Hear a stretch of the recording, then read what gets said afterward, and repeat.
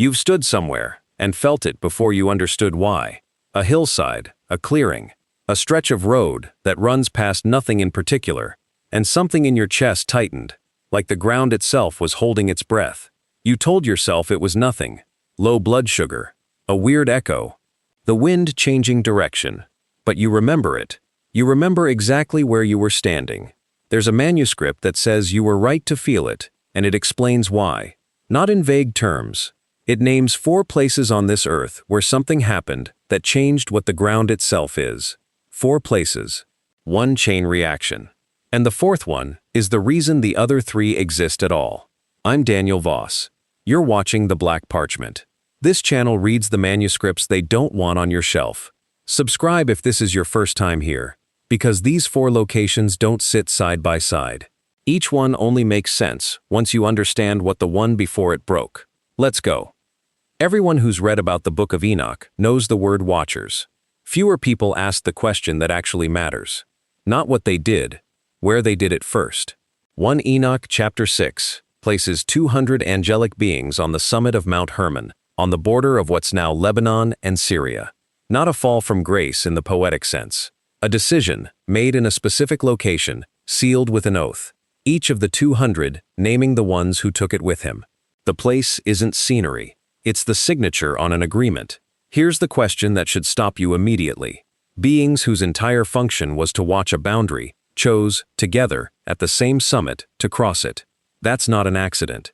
That's a coordinated breach of the one thing they existed to guard. Have you ever stood somewhere elevated, a ridge, an overlook, a peak, and felt pressure that had nothing to do with the air getting thin? Not fear. Something closer to being watched back by the landscape. People report that on Hermon specifically, today, with no religious framework at all. They just say the mountain feels occupied. The text doesn't explain the residue. It doesn't need to. It just tells you the boundary broke there, on that exact summit, and then it does something more important. It shows you what happens next when a boundary that was never supposed to open gets opened anyway. Because it doesn't stay contained to the mountain. It couldn't. A breach at the top has to go somewhere. Chapters 7 through 10 are what happens when it goes downhill. The Watchers didn't stay on Hermon. They took wives, not encounters. The text is specific. Marriages, children. And the children were Nephilim, growing faster and larger than the land could feed. Genesis 6 compresses this into a single sentence. The earth was corrupt and filled with violence. 1 Enoch spends 4 chapters showing you what that sentence cost. Giants consuming the labor of ordinary people. Forbidden knowledge, weapon making, sorcery, the reading of omens, spreading through population centers like the breach itself was contagious. And bloodshed, constant enough that the text says the earth cried out. Not the people, the earth. Ask yourself why it would phrase it that way. Because the land isn't a backdrop here. It's a surface that absorbs what's done on it. Chapter 9 has 4 archangels looking down and reporting that the ground itself is defiled. The same word this text uses elsewhere for a corpse contaminating sacred space. The violation that started on a summit had, by this point, saturated the ground it touched. Have you ever walked through a place, a battlefield, an abandoned building, a stretch of road, and felt a heaviness with no source, before you knew the history, and then found out the history and had the feeling make horrible sense? That's the same mechanism the text is describing. Trauma doesn't stay where it happened. It spreads into what holds it, and once ground is saturated, there's only one biblical response to that condition. Not punishment, sterilization. The flood, in this framework, isn't rage, it's decontamination. The only way to reset ground that's absorbed more than it can hold. Which should have ended it. A breach happened. It spread. It got cleaned. Story over. Except it didn't end. And that's the part that should actually worry you. If the flood was a real reset, the pattern shouldn't come back. It comes back. Mount Hermon sits roughly along the same north-south corridor as a city the later Enochic tradition returns to obsessively. Jerusalem. The earliest chapters of 1 Enoch don't dwell there, but by the time you reach the animal apocalypse in chapters 85 through 90, the pattern has resurfaced in a different shape. Not giants this time. Something quieter. Priests. Rulers. Described as blind sheep, leading the flock they were supposed to protect into slaughter. Generation after generation. while claiming the same authority the Watchers once defied. Same shape, different scale, a sacred place. A guardian who was supposed to protect it. A betrayal from inside, not an invasion from outside. Have you ever been somewhere that was supposed to be safe because of who was in charge of it, and felt the specific, cold wrongness of realizing the danger was coming from inside that protection? Not a stranger's threat. Colder, it rewires who you're allowed to trust. The manuscript is describing that same betrayal at civilizational scale. And here's what should actually bother you about it. The flood was supposed to end this. It didn't.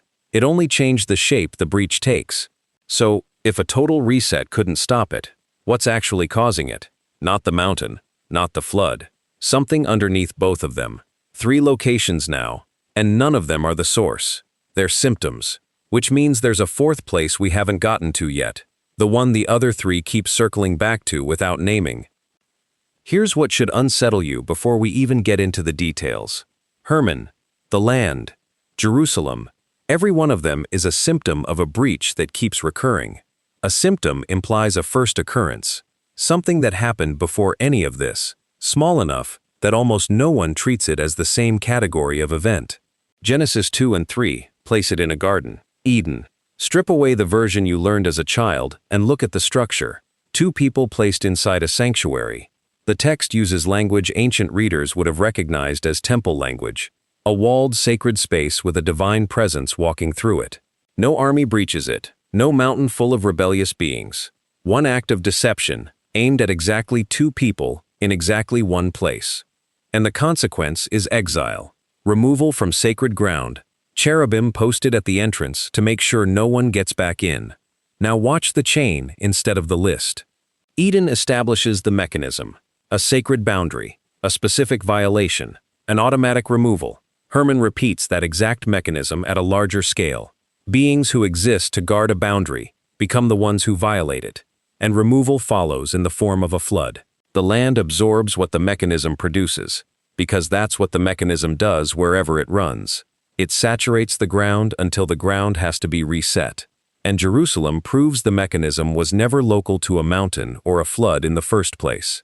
It's structural. It runs wherever there's a boundary and someone positioned to guard it, which means Eden isn't the 4th location. It's the first one. Everything else has been the same mechanism executing again, at increasing scale, because resetting the symptom never touched the mechanism itself. And if the mechanism is structural instead of a one-time event, what stops it from being active right now, in a place you've actually stood? Here's the detail I can't get past.